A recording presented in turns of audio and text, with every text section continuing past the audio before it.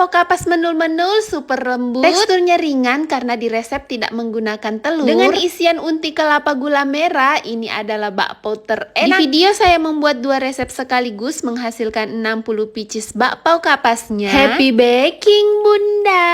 Ini adalah penampakan bakpao yang full proofing. Sudah mengembang 2 kali lipat, saya proofing sekitar 1 jam lebih. Dimasak selama 13-15 menit menggunakan api sedang cenderung besar. Ini bakpao saya sudah matang, super gemoy Bunda. Jangan lupa di recook ya, karena ini asli enak dan lembut Bun. Kunci pertama kalau mau menghasilkan roti atau bakpao yang super lembut, pastikan adonannya kalis ya. Setelah dingin, bakpaonya dikemas ke dalam plastik OPP yang berukuran 15x15. Dikemas rapat dan kedap udara. Ini tips agar bakpaonya lembut berhari-hari. Tapi kalau di rumahku 1 hari saja bakpaonya sudah ludes. Dan alhamdulillah bakpao kali ini juga sudah sold semua. Yuk kita ke proses pembuatannya. Di dalam bowl mixer kita masukkan semua bahan keringnya. Lalu kita masukkan air esnya secara perlahan ya Bunda, karena kebutuhan setiap terigu untuk airnya itu berbeda-beda. Tips untuk tekstur adonan bakpao itu mirip-mirip dengan adonan donat. Kita masukkan menteganya tadi setelah adonan menggumpal, lalu kita mixer kembali. Di mixerku ini saya sudah mengenal banget karakternya. Setelah mentega masuk kurang lebih 15 menit, adonan saya sudah kalis. Di video saya mengadon 2 kilo tepung kering sekaligus. Kapasitas mixerku 20 liter. Saya ulangi lagi ya Bunda. Kunci pertama kalau mau bakponya hasilnya lembut, pastikan adonannya kalis dan bisa dilebarkan setipis ini Bun. Sebelum ditimbang, ini kita padatkan dulu adonannya. Selesai di mixer, saya langsung dan segera timbang adonan menggunakan timbangan favorit saya. Jangan lupa di check out ya. Setelah ditimbang, langsung kita rounding atau dibulat-bulatkan seperti ini sampai adonan habis ya. Kalau meronding adonan mengeluarkan tenaga ekstra. Ini adalah tantangan tersendiri bagi saya kalau membuat roti Bunda. Alhamdulillah semua adonan sudah selesai saya rounding. Ini kita istirahatkan atau sering disebut proofing. Ini adalah proofing pertama. Kita proofing sekitar 30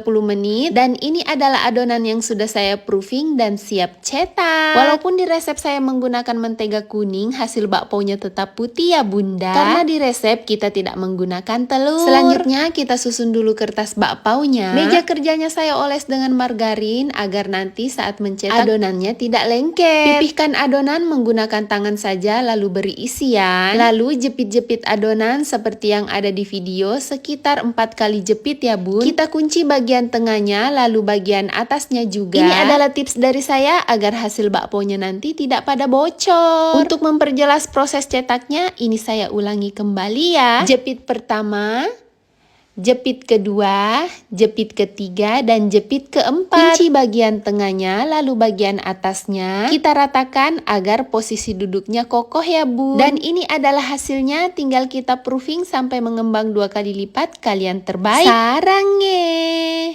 Bakpao kapasku dengan isian unti kelapa gula merah memang paling cocok deh Bunda. Ini terenak. Kalau isiannya ada sisa atau lebih, bisa disimpan aman di dalam chiller sekitar 1 minggu. Kalau di dalam freezer bisa tahan sampai berbulan-bulan. Happy baking Bunda.